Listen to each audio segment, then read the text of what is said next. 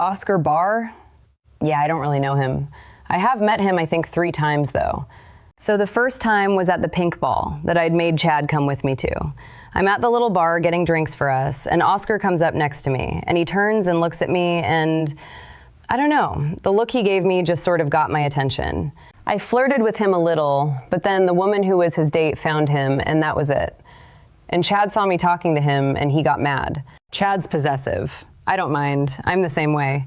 I learned that from watching my parents. Anyway, so Chad was like, let's get out of here. And I was like, no problem. Then a few weeks later, or whatever, I'm at the gas station and it's after work. And all the pumps are occupied.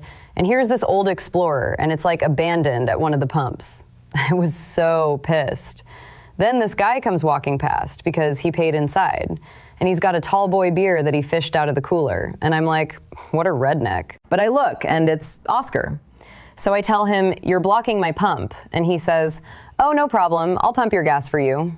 Not bad. Anyway, we're talking, and he tells me he does business consulting. And when I say I have a marketing agency, he gives me his card and tells me to call him because he has clients who can use somebody to help with marketing.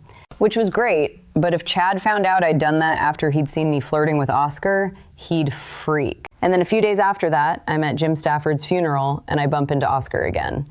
It turns out that he's an old flame of the widow. Ugh.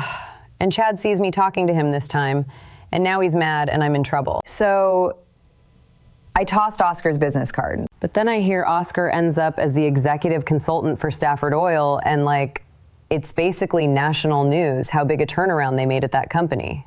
And that's where Chad works. And they promoted him. Apparently, Oscar had something to do with that. And so now Chad's the field operations manager for Stafford in the Permian Basin. And that's when I moved here to Midland with him, which is, I'll be honest, it's kind of tough. I know nobody here except the stripper who lives next door. Chad works 100-hour weeks, and my little marketing firm is struggling because all my clients are 1,000 miles away. And I'm kind of kicking myself for throwing that business card away because I could have really used the leads Oscar said he had. But it's okay. Things with Chad are, they're good. I think everything's going to work out fine. Yeah, it'll be fine.